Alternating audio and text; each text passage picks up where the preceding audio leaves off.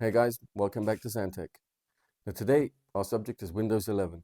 If you're like me, you're a big Windows fan, but not such a fan of their settings and privacy features.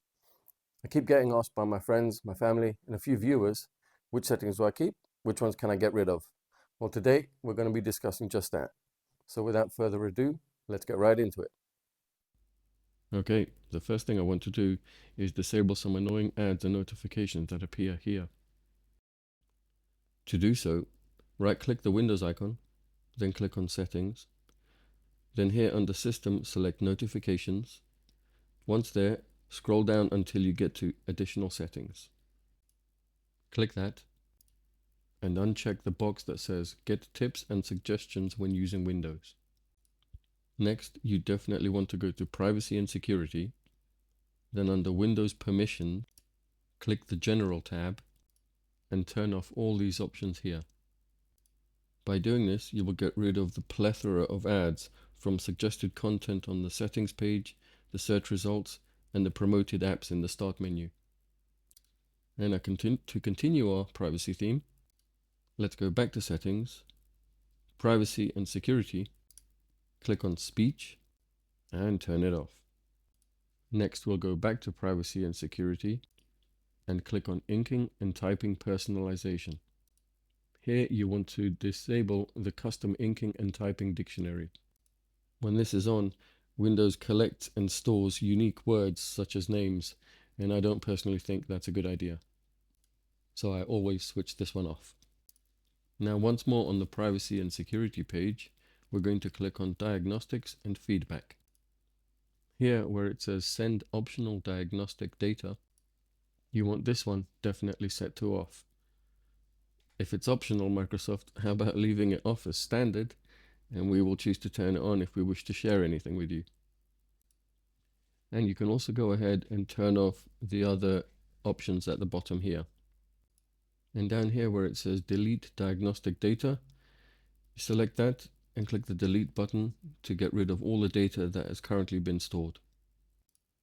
Once more, we go back to privacy and security, and down here where it says activity history, click that, and then where it says store my activity history on this device, set that to off. And then once again, clear activity history for this account. Our next stop will be App Permissions, which is under the Privacy and Security tab again. In order for some apps to function properly, they may need access to such things as your camera, or your microphone, or your physical location. Sometimes that's totally fine. For instance, if you want to check the weather, then your computer will need access to your location, so you know whether or not you need an umbrella today. But that definitely doesn't mean that all apps need access to everything. So let's go ahead and change a few things. Just like the previous Windows, Windows 11 allows you to change app permissions by category. Now this, as you can see, is a really long list, and that would make this video much longer, so I won't bore you with everything. I do, however, advise you to take the time, sit down and go through this list at your own pace and decide which apps you would like to give access. I'll show you an example with location services. Click on location, and here you can group disable or group enable location services for all apps on the computer, or just leave it on for specific apps like the weather, for instance. Next, we will go back to settings, then click on apps, then click advanced app settings. Now at the top here where it says choose where to get apps, in the drop box you will see several options. Microsoft sets this to anywhere by default, which personally I would not recommend, as this could leave you vulnerable to possibly malicious software on your computer.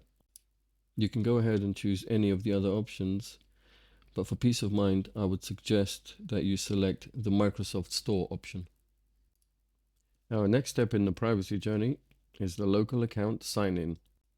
Now Microsoft, I love you guys, but you need to stop pushing people into using a Microsoft account. This might be okay for some with multiple devices that work from home, have a laptop and a desktop, and want to have access across every device. But then on the flip side, by signing into a Microsoft account on all your devices, The good old folks at Microsoft will have a much greater visibility into what you do, what you search for, what you're downloading, and how you use your PC. So if you value your privacy and wish to keep your data local, then I would strongly recommend switching to a local account. Let's do it. So once more, open up your settings, then click on accounts, then down here, click on your info. Over here under account settings, you'll see your information. It'll either be a local account or a Microsoft account. As you can see at the moment, I'm under a local account for more privacy.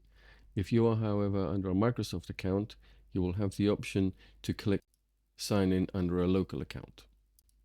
You can go ahead and do that and follow the on-screen instructions. You will not lose any of your data by switching to a local account, so there's no need to worry. Okay, now before I leave you, I would like to show you one more thing, and that is startup programs.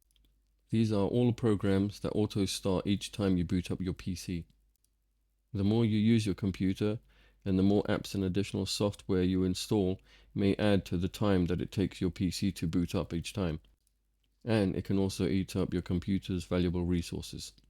So here's how to select which app you want starting up with your PC when you turn it on. Go to Settings, then click on Apps. Now click Startup. Now you can click this little drop box here and click on Status. Now you will see which apps are currently enabled. Each app here in the list will auto run each time you boot up your PC. Here on the right hand side, you can also see the resource impact each of these apps has on your PC.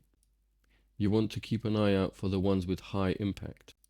So go through the list and find any programs that you do not need running at startup and simply switch them off.